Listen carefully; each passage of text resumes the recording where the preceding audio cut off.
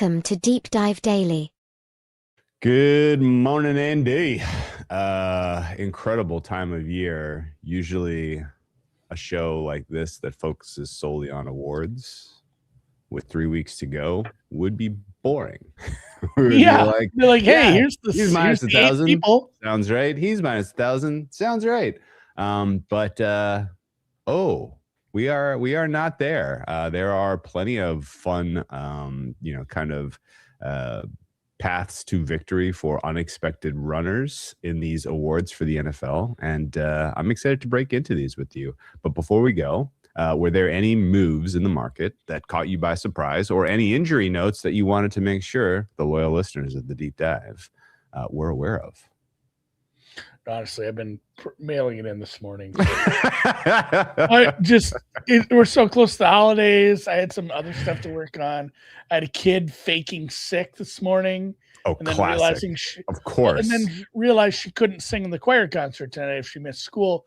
Felt miraculously better. Dropped her phone, broke it. Oh, Jesus. Bugging me from her friend's phone to get her a new phone. Or to fix her phone when she doesn't know she's getting a new one for Christmas anyway. Ruining Christmas because now I got to give it to her a week early. Awful. Happy birthday, Charles Saul. You beat me to it. I was going to mention that before you mentioned it. And then currently I'm also, in the meantime, if anybody works for a cell phone company or anything, has any tips on, I looked at my bill. My bill has gotten unwieldy. You don't really think about it until you look at it and like, Jesus, I pay a lot. Especially I see like these, hey, T-Mobile's like $25 a line. I'm like, well, that's less than I'm paying. So I think I might go in and do the old pretending. I'm going in to buy an iPhone. But I might go in with I'm going to cancel and I'm pretend to cancel. And then at the end of the conversation, not only does this guy save me by hopefully giving me some discounts, he sells me an iPhone and he has a great start to his Thursday.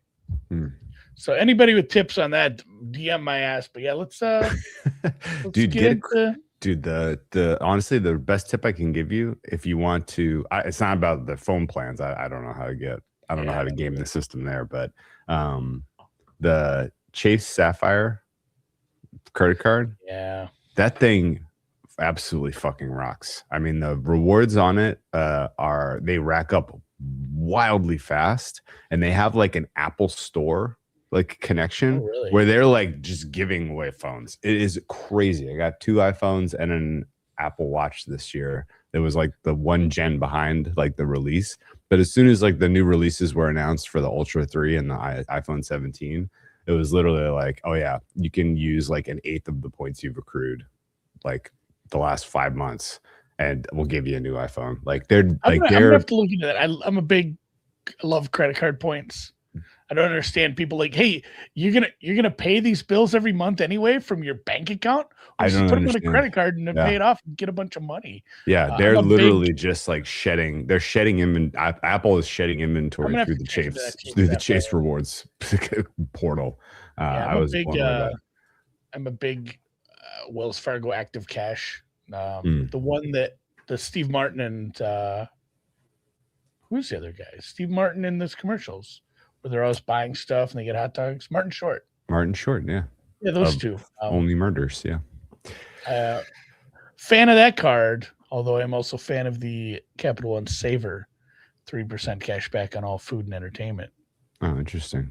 I don't have that one. I eat food and I buy groceries, and I also have a different one for gas. Anyway. Here's some news and information for you. The Carolina Panthers injury report was a disaster. The Baltimore Ravens injury report was a disaster. The Cincinnati Bengals injury report is a disaster. The Cleveland Browns injury report is a disaster. The Dallas Cowboys injury report, not good. And then on the flip side, a lot of the good teams injury reports looked pretty positive. I will say the Jags having Josh Hines-Allen with an illness shoulder DNP is worth following. That absolutely affects that game and that total in particular. The fact that a player like Chris Jones popped up on the injury report for the Chiefs, surprise. A guy who's very, whose effort is very metered. He might not be a full go this week. Remember the story I told a while ago, Drew, about a little girl who thought she was sick until she realized she couldn't go to a choir concert? It's kind of like there was also a grown man who thought he could play through some injuries until the games didn't matter anymore. It's kind of the inverse of that. Like, oh, you know what?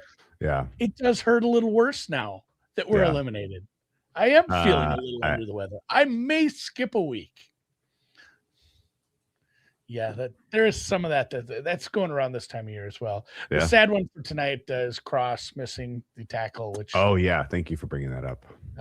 He's out, but he's the only one out, right? Abe Lucas, but Abe Lucas is playing through injury.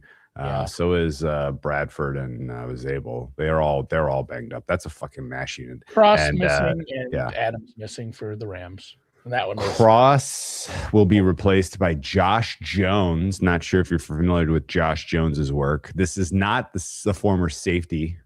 This is the former guard. Can you imagine? 100.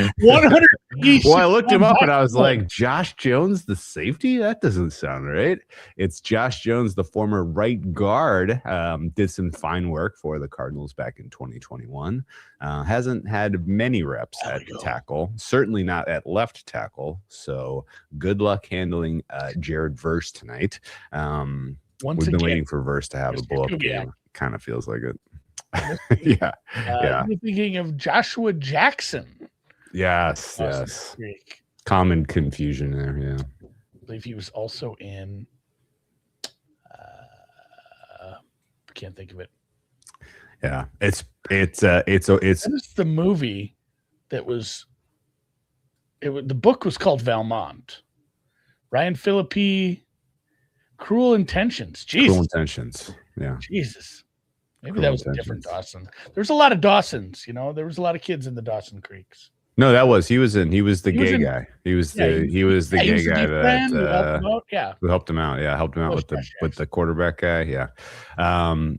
This is also not. What is this? A Josh Jones, the comedian? Yeah. All right. There were no other injuries that I really was caught by surprise. Although, I think a lot of the DMPs, like the Patriots, like Christian Ellis, Harold Landry, Robert Spillane, Carlton Davis, Marcus Jones, that's their entire defense. I think all of those DMPs are probably just vet rust-y. But obviously you got to track these. We'll revisit all this tomorrow. I didn't see any moves that I was really felt like I was caught with my pants down. The Packers remain a stalwart, small fave. This all looks about what I kind of expected as we headed into the as we're turning the corner on the limits for the weekend. Do you little side note here on a pickup by the Saints? Do you remember Nyheim Hines? I do, yeah. Do you remember how he got hurt? If you can name how he got hurt, I would be surprised. It was a jet ski accident? There you go. Yes, I did not look that up. That came out of the back recesses of my brain. Do you remember the Carson Wentz knee injury? How most knee injuries happen non-contact or the knee buckles or moves. Wentz was in the air and it got crushed between two people. So this was a very similar injury, except the two people were jet skis. He was on a jet ski and he got hit with another jet ski. And that was in 2003. Dude, tales all this time. That's how bad this knee injury was. So he's signed to the practice squad of the Saints. So I'm happy for him. Long recovery back. Did you know that Nyheim Hines worked at Bojangles in the offseason to prepare for business after football? I've eaten there. It was pretty good. I didn't know that. That's a fun fact. Jet ski fight. The jet ski always wins. That's true. All right, let's get through these and let's talk about MVP. My sincere opinion is that this is the last week you're going to get real work out of the NFL media. They're obviously going to take time away to watch football over the holiday week and weeks to come. But they're not going to they're not really going to use the gray cells. So this week, I feel like there's a lot of eyes on these games. There's going to be a lot of people who are writing down their ballots in pencil after the action this weekend. And then they're meaningful games. And then after this week, whatever happens in week 17 is just going to be process of elimination. Like, these guys are all, this is my short list of 1 through 5. And then they see them suck in week 17. And it's just like, he's not getting a vote. That'd make me look stupid if I voted for that person now. And we just saw him suck. The Brock Purdy corollary. Anyway, the general kind of vibe I get is that Stafford wins tonight. It is over. He could have a pathetically paltry stat line. He could probably have 3 picks and it's not going to matter. He is ultimately going to finish with 40 touchdowns and single digits interceptions unless something truly wild happens between now and the death. And if the Rams get the 1 seed, he will be your MVP. The door will be open for Drake May and Josh Allen alone to steal it if the Rams lose tonight. But I still think there is a relatively likely outcome here where even if the Rams are the 5 seed, and this is somewhat of a controversial take, even if the Rams are a 5 seed, with a loss tonight, their path to being the 1 seed gets real sketchy. But if they secure a 5, I think Stafford still gets it because of the touchdown interception ratio. Your rebuttal. The rebuttal to that would be Patriots 1 seed. I think that still usurps it. Losing, that's a tough one. I know. I'm saying tough needle to thread. I'm not saying that just absolutely happened. The Patriots are an underdog this week, guys. The Rams are too, honestly. But I think losing, getting being a 5 seed, maybe being the 3rd team in your division at that point, there's a decent chance you are the 3rd best team in your division at the end of there is a chance that happens. Because the Niners, the Seahawks and the Niners have to tie. No, the Niners would have to. The Niners win that game. I think it still happens. They would be the 1 seed. Yeah, and I think the Seahawks are 6. It's what that if the Rams lose this tonight, then I think unless other crazy shit happens, which it could, I'm pretty sure that Seahawks San Fran is 1-6. Here's something that I don't think I'd say out loud and feel good about, but the Rams have to go on the road and play the Falcons. The Kirk Cousins kind of redlining right now. I'm not saying it's okay. Never mind on that. Either way, let's get back to the road. Josh Allen can obviously win it. I'll allow the speculation. They're only like 4.5, 5-point favorites, aren't they? And look ahead. That's not a huge. Oh no, 8.5. Excuse me. It is a huge number. God, I'm betting Falcons if it's 8.5. Jesus Christ, it's a lot. 8.5. Right. That's a way bigger number than I. If Stafford loses tonight, ends up in a wild card, and he has kind of a bad game, I think you're half right. Part of the blame has to be on him. It can't be like, man, Stafford did everything he could. They still the defense let him down. Door's still open for him because of all the weirdness. Like the Bills probably don't get the 1 seed. That's a tough ask. That is a really tough path. The Patriots have a tough path right now too. With they could lose this week. It's not a tough path to that, but a tough path to finish the season stronger right now. The Bills have a 2% chance of getting the 1 seed per unpredictable. The Patriots have a 9% chance of getting the 1 seed. Yeah.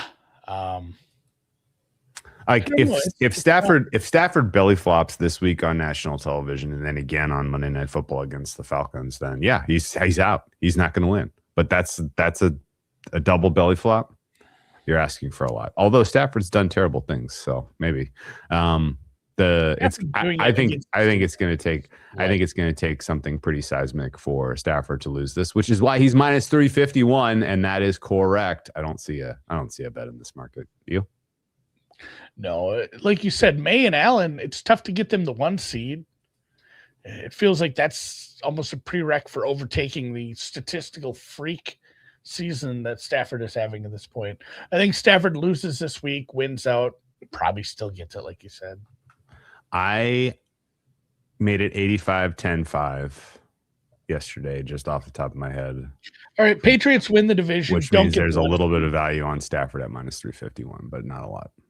Patriots win the division, do not get the 1 seed. Bills are a wild card. That's fine. They're in.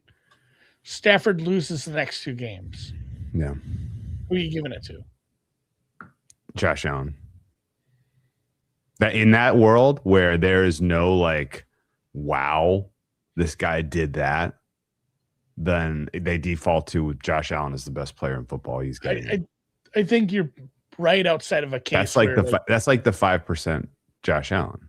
I think Drake May like having a massive game against the Ravens. He doesn't have massive games. No, but you know why? A lot of these schedule stuff that we talk about with the Patriots, it's actually doing May a disservice. Like, oh, he doesn't have any 300-yard games.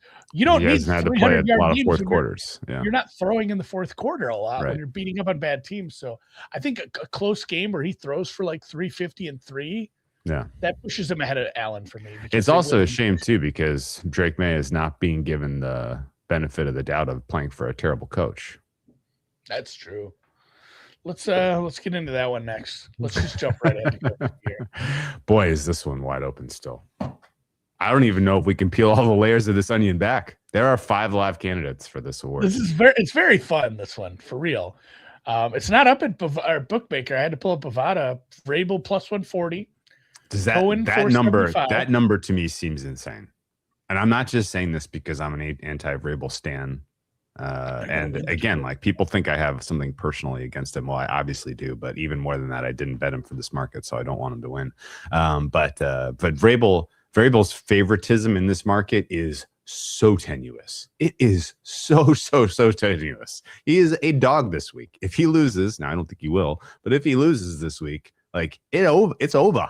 There is so many other good candidates and cases and better stories to tell than, hey, look, the Patriots got the 3 seed, but because they had the weakest schedule in the football, fun. Let's give Vrabel an award because he lucked into a top 5 quarterback and Drake May.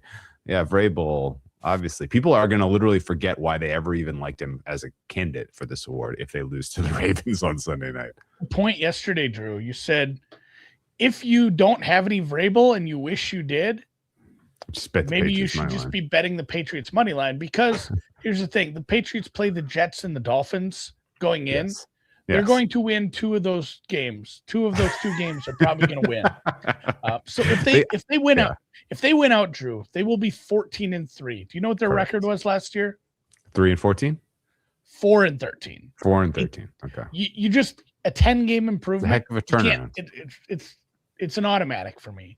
Like I think this is the pivotal game. They are underdogs. Here's my thought. You ready? Like you said, there are 4 guys waiting in the wings for this award. I tried to make this case in the Discord, and I want to get your take on it because I don't know if you read what I was typing because I was just kind of first thought off the top of the head having the morning coffee.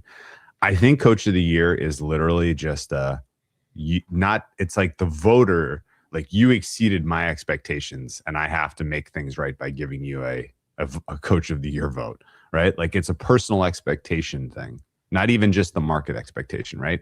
It's like the year that Dable won with the Giants. You ask every single person, like, hey, Giants going to go over or under their win total this year? Every one of them says under. They're like, well, what's win total? 5? Giants aren't winning 5 games, under. And then they win 9, and people are like, God damn it. Like, didn't see that coming. Like, we got to give win credit. Win differential from the year before plus expectations. It's the same thing with the Stefanski one. Was like the Browns made the playoffs. That doesn't happen. We have to give him an award. Yeah, Thanksgiving, everyone was like, oh, well, their quarterback got hurt. They're done. Like, they're done. And then he brings in Flacco, and they win 4 in a row. And they're like, I'm talking about the first one. Can't believe it. Oh, yeah, sure. Multiple winner. Yeah, the first one. The second one, I think, was a very weird year, but that was definitely like, can't believe this happened. 5 different quarterbacks on the field that year and performed that well. So anyway, it's like a personal, like, didn't see this coming. How good this was. And the Patriots were a very, very, very popular. I think they have a chance to make the playoffs. Like most of the media, I feel like, was saying this. And then once we got to the halfway point in the season and things were re-anchored and they were the presumptive 1 seed, it was like people are already patting themselves on the back. I knew they were going to be good. And here they go. They're going to get a playoff spot. If they stumble in as the 3 seed, it's over for Vrabel. Forget about it. Nobody's like that impressed anymore because they've re-anchored how good they think the Patriots are, and they've already patted themselves on the back because they knew it was coming. So 10-win improvement, who fucking cares? It would be 9 at that point. 9-win improvement still puts him on every single ballot as no lower than second. Okay. I think even with as much as I do not want him to win this, I'm with you there. If he loses, if they lose to the Ravens this weekend, okay, and they still win the division, they have a 9-win improvement by winning out the rest of it. There's nobody that can put him lower than. Let's say presumptively he is actually second place on every ballot, but there is somebody who is first place on every ballot. What is the most likely story that lands a unanimous coach of the year? And that is and Drew, that's where I was kind of headed with this. That is my problem with betting against Vrabel right now. As much as we love this and I want him to lose this, the problem is he is everybody's first or second choice, I think. And the other 4 guys are going to split up the vote. Oh, you think that's where we're at? I really do. Because down ballot. This is going to be a down ballot steal by stupid fucking Vrabel. Well, I think Vrabel, he does not win a majority of the first place votes, perhaps, but still wins this by getting, I went Ben Johnson and then Vrabel. I went Cohen and then Vrabel. I went Vrabel and then, Shanahan. I went Vrabel and Cohen. I worry that the other 4 are so close. And you can't take away such an improvement by the Patriots to win this division in the Josh Allen era. The Patriots. Well, humor me under the auspice of a true Mike McDonald. A golden case emerges. What is the most likely golden case emerging that takes Vrabel down? The Bears 1 seed. The Bears 1 seed. Wow, that's a tough one. I know, but it's possible. It's not dead. Most likely though. I said, what's the most likely golden case? You think that's the most likely? I don't think the Jags can get the 1 seed. Because why? I don't know. Because let me look at my percentages. They are extremely live for the 1 seed. They're more live than the Patriots. I have them at 22%. I think the Jags are like 1 or 6, depending on the outcome of this weekend. It's just this weekend, and I don't trust them in this travel. You don't spot. think they're going to lose? You think they're going to lose this week? Okay. I think the Broncos win out, and that's just my. I know the odds. It's just I don't believe them. Okay, so it sounds like you're cooking in expectations of you've got the script leaked for Week 15. The Bears are going to win. The Jags lose, and the Patriots are going to win. Yeah, if Cohen 1 seed steals. Same thing with, you know what? The only 1 seed that doesn't steal for me is probably Shanny 1 seed. Okay. I got to bring something up. Because it happens so late. And like you said, we're into the holidays and there isn't a lot of buzz around Shanny. I got to bring up a deep dive Discord golden rule. Listen to the voters. Yeah. There have been 9 this week. Who have 10 voters that I've counted that have brought up Coach of the Year. 9 of them mentioned Shanahan.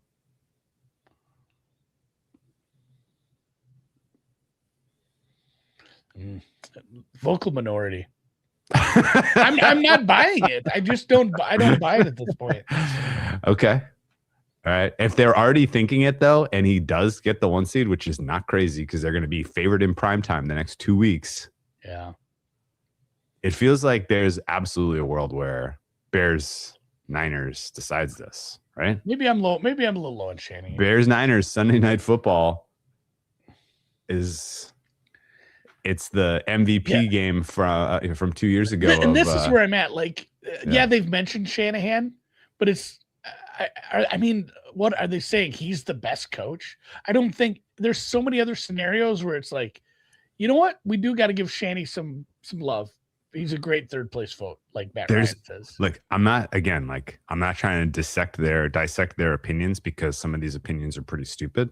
But if they're on TV, sometimes they just, hey, you're doing a hit on TV, or you have to read an article. You know what's boring? Writing about Mike Vrabel. Yeah.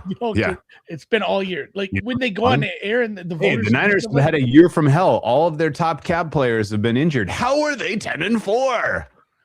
Like that's say something interesting. Don't say the Patriots have beaten a lot of bad teams. The Niners are live for the 1 seed. They're very live for the 1 seed. Shanahan got to be given consideration. Look what he's done. He did it with Mac Jones. He didn't have a wide receiving core. They're paying Brandon Ayuk. He's not even on the team. He doesn't even want to be there. Doesn't even want to be there. This one's so fun. This market is so. They've lost their fun. best 2 defensive players, Nick Bosa and Fred Warner. Like there are a lot of. That's kind of what I'm hearing as I'm seeing. Humor me this one. Yeah, go ahead. Vrabel loses this weekend. Yes. In fact, they lose. That would be sad because I've already bet. If Vrabel loses this weekend, he might not get 5th place votes. He's still getting votes. All right. Vrabel loses, wins the division, 9-game improvement. Liam Cohen, 1 seed. Ben Johnson, 1 seed. What are you doing? Now you're counting firsts and seconds between Cohen and Ben. I think it's probably Ben by 1 vote.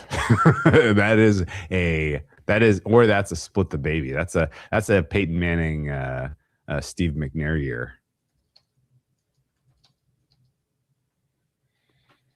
I like both of those guys' cases to steal over Vrabel at this price, by the way. I would give. I don't think Vrabel deserves this much. He obviously there's a ton baked in terms of the way that they've constructed this book over the balance of the season, which is influencing this price point. But that's a poisonous price. Yeah, and it's funny that when they're winning, everyone wants to talk about the Patriots' easy schedule. No one's even mentioning it. The Niners. San Francisco's was easier. It was. Well, it ended up being easier for the Patriots, but they were both absolutely putting soft schedules. All right. And we've not mentioned one time Mike McDonald. He doesn't seem that live in this. I don't understand it. It's just not a lot of people are excited about that part of the world or that team right now. They have very live to win this game. They're favored tonight. I don't understand it, Andy. Yeah. I can't explain. All right. Let's move on to the next one. OPOI. I think you know why he's not getting consideration is because people expect Sam Darnold to poop his pants.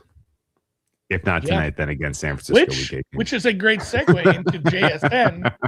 JSN having a bad game, probably not enough to knock him off this podium because the also rans are a guy who's playing with Phillip Rivers as his quarterback, a guy who's in the news right now in Puka Nacua. And then what's left? Like, our George Pickens bet is dead. Oh, not even. Gibbs. I never even got him. I never even got that because they never even added him. They did add. Who did they add? They added Puka to this. Puka hates the refs. I wouldn't bet Puka at 10-1. Puka's agent / manager / whoever. Yeah, Puka. Well, what's going on? Yeah, can we get in his ear and tell him to take a deep breath? Yeah, Puka is having a bad month of PR. Taylor is dead. Gibbs is probably dead. CMC, I don't see it personally, but who the hell knows? JSN, I think, is walking this one in. Is that stupid to think that? He's probably going to have a bad game tonight. It's terrible weather. Windy. That's the thing. Puka and JSN, did either of them have a great game tonight? We'll find it in. Moving on. This one's. I think this one might be probably in the bag. Okay. DPOY is in the bag. Yeah. Biggest question is just, does Myles Garrett break the sack record this week or next week? Yeah. I did get a good belly laugh at all of the TJ Watt bots on Twitter complaining about him not getting 23.5 sacks credit when he tied the record a couple years ago, which was ridiculous. Anyway. Why? You didn't see all of those tweets pushed into the For You feed? My For You is getting weird. I've been clicking on You don't even go. It's all just weird sex stuff. Yeah. It's all weird cuts from movies and television that are flipped backwards and have a line through them, and or that's how you get away with it. People with a very vague like what, and then 15 people posting replies. I need the context. Give me the context, please. It's like it is a very poor user experience on Twitter right now. I will say that. But yeah, there were a lot of people who were caping for TJ Watt should have gotten credit for more sacks, which is stupid. Anyway, Mike Vrabel. I'm sorry, Myles Garrett gets DPOY. Move on. In pen. Comeback player of the year. Comeback player of the year. Probably CMC still.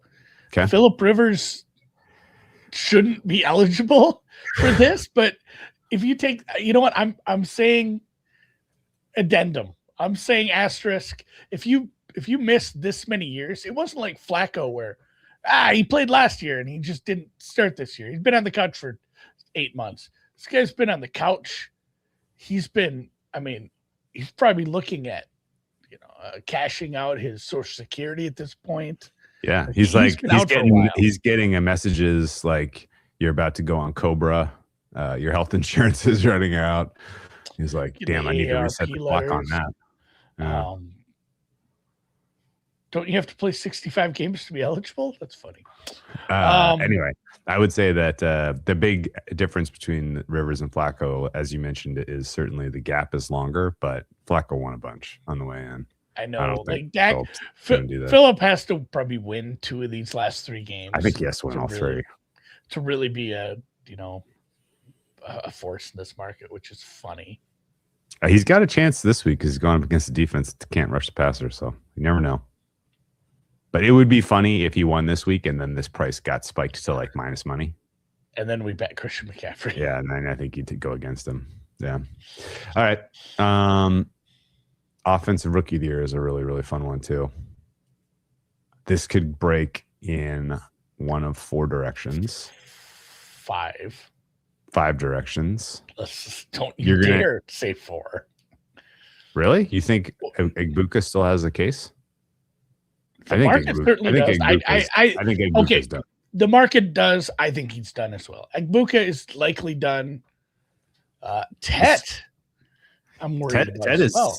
Ted is 4th of the 4 ways this could break, in my opinion. He's banged up as well.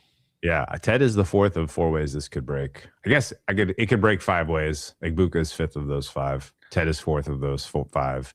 The 3rd is Shuck, but that has come in aggressively. The second is Henderson, and the first is Dart, I think. Yeah, Dart being a quarterback, I don't understand why this market is. I think it should be flipped.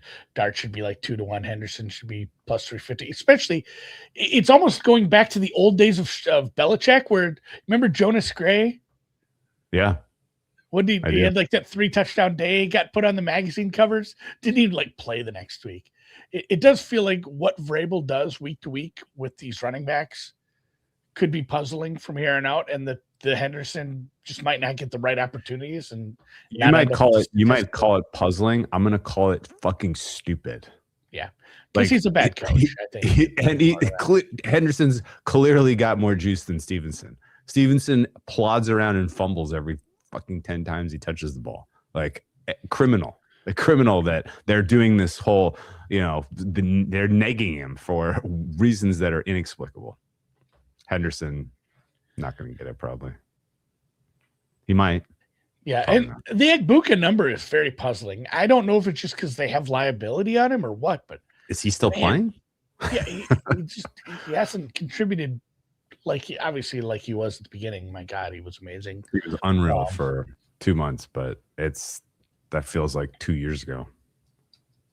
Giants are dogs this week, but they're playing a Vikings team that's missing a couple of meaningful players on the defensive side. And Jonathan Grenard and Josh Metellus, they go to play the Raiders next week. That's a team that quit a month ago and doesn't have a defense. Dart could put together good performances these next 2 weeks, and that could flip him to minus 400. And I would. And then it's a home game versus, an eliminated Cowboys team at that point to put the cherry on top. I do think it ends up being Dart. I'm not just talking my book. I do think it ends up being This is Dart. not a homer take. This is I think I agree. I'm not gonna cheer for you. I'm gonna cheer for Shuck. I'm gonna cheer for Shuck. Honestly, so I have much more money on Dart, but at a much smaller number. Shuck from the Clouds is a great one. That's one. Yeah, that's a wild one.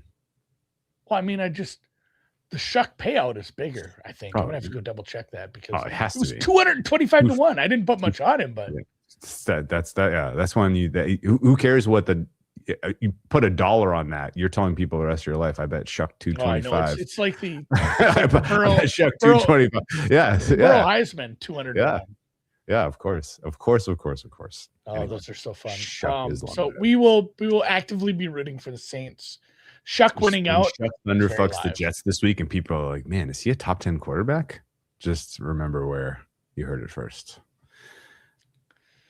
Yeah, some guy on Twitter tagged us, and I thought about it. I'm like, he could win all his games.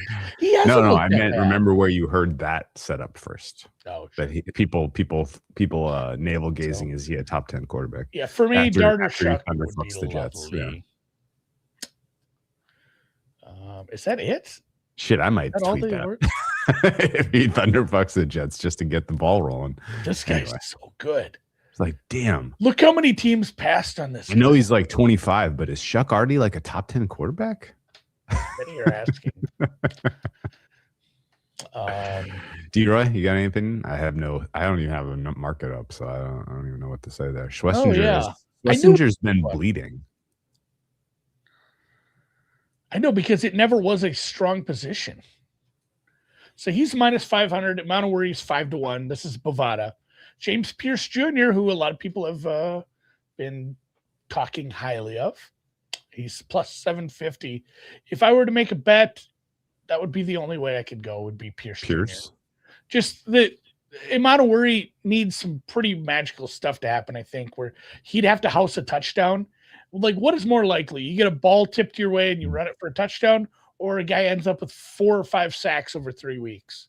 Because I think Pierce doing that puts him much more in the conversation. And yeah, Pierce. Well, you know who Pierce could do that against? Jacoby Brissett. Yeah, who doesn't have a left tackle. Offensive line. Yeah. So Pierce, you're basically betting on like 3 good weeks. Get me 3 to 5 sacks. Man, like one good week could do it. Yeah. Like one good week this week could do it. Like if he's in the Kobe Turner seat this week, right? Well, remember when Kobe Turner had 3 sacks with like 2 weeks to go, and everyone was like, "Oh man, Kobe Turner, here he comes! Here he comes!" Yeah, that's absolutely live. I completely.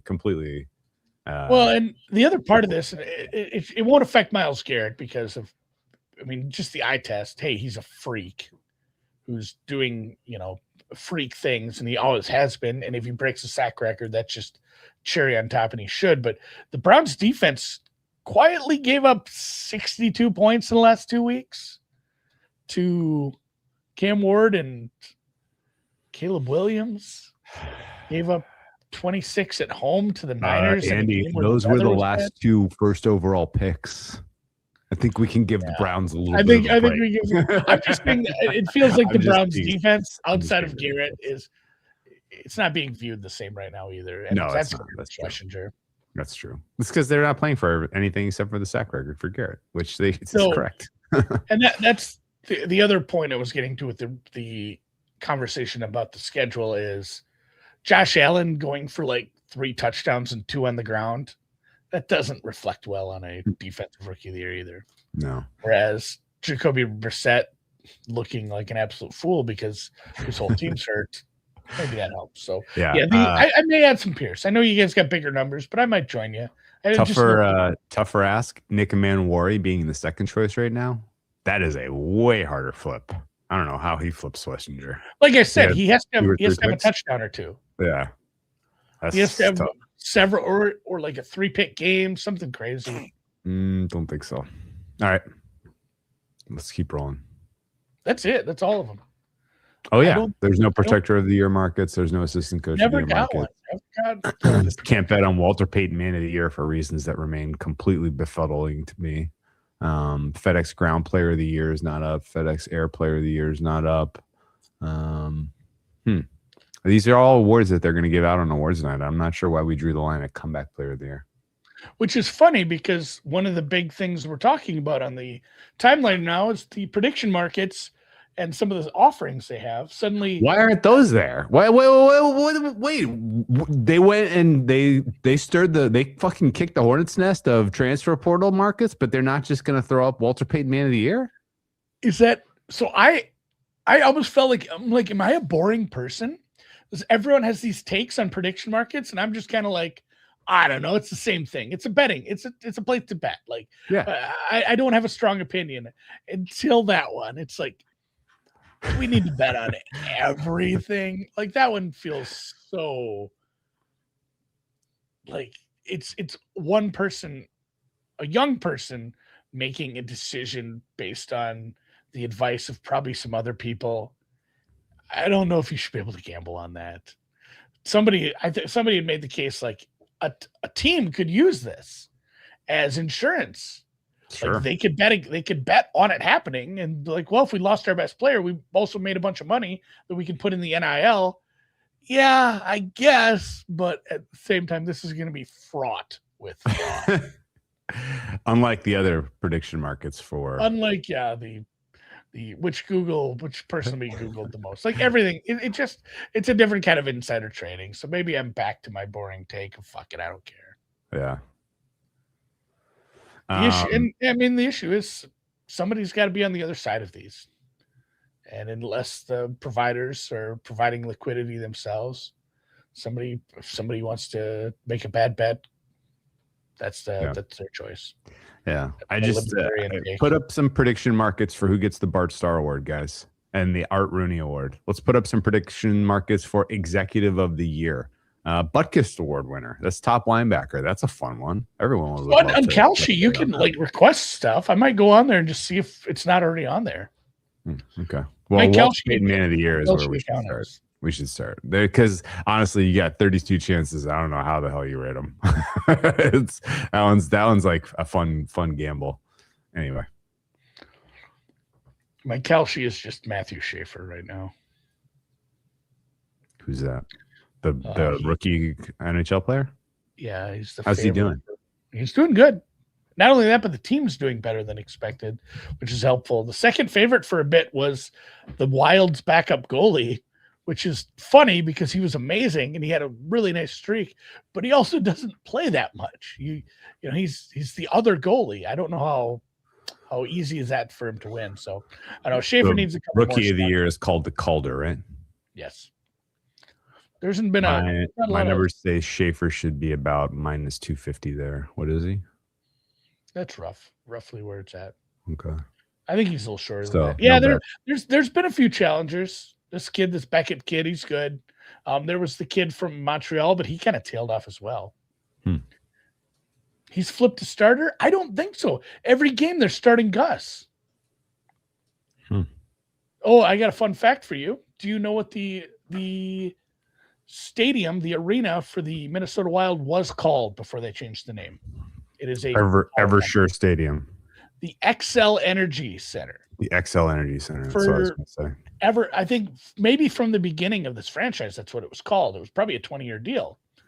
And what would you shorten that to? Instead of saying XL Energy Center, you would call it the XL. The X. You just call it the X. The X. It's been called the X forever. The X. I would call it the X. The X. Yeah, and it was a cool name, but they changed sponsors. It is now the Grand Casino Arena, whatever, which really doesn't roll off the tongue. Can you bet there?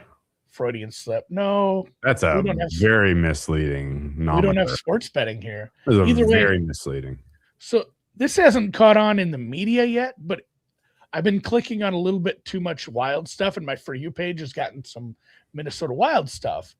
And you know what they're calling it is the G spot. I need that to catch on to the point X where marks the spot. Somebody in the media who isn't maybe savvy to the inner workings of the vagina says it on the air or something. They're calling it the G spot and just absolutely doesn't realize what he's saying on air. It would be very funny. But yeah, it's fun because we got a new defenseman. We traded for. I asked the hockey people because I just don't understand. Is this a big deal? And they're like, yeah, you're a very good team now because of like your defenseman that plays for you now. So do you good job, know? Wild. Let's go. Do you know what the actual female anatomy G spot stands for? Grafenberg. Come on, how did you pull that out of your ass? You know that? I've always known that. Oh, come on. No, I'm dead serious. Like you dug in there, and that's been there. I'm sure I read about it sometime when I was first. God, I don't even know if I can tell. Do you know who it's named after? A doctor who German gynecologist Ernst Grafenberg. Grafenberg, the Grafenberg spot. Interesting. Do you remember having printers? Yeah. I actually have one now. It's been a while, but yeah. I've used a printer since 2013, probably. I remember printing a picture of the female anatomy for a buddy. He was a couple years younger. He got this girl, and they were kind of hanging out and seeing each other, and she had been servicing him. And he was just the sweetest kid, because most guys that age had just been like, this girl's giving me a 6-pack of blowjobs every week. This is the best summer of my life. Well, he felt bad, and he's like, well, I want to return the favor. Just have no idea what I'm doing, because he was, younger than me. Interesting. So I remember we printed off a picture of like an anatomy chart, just to like, hey, well, here's where everything is, man. Because it's hard. I wasn't gonna like draw it. I'm just not that good. Thankfully, yeah. Grafenberg. So Joni, you're welcome. Yeah. Interestingly enough, Grafenberg did not himself name the G spot. That was coined by Frank Adiago in 1981, named in his honor for his research into female stimulation. So there you go. We got off track at the end here. Let's call it a show. Let's call it a show. Have any more comments? Have a great day, guys. We'll see you Friday. See you.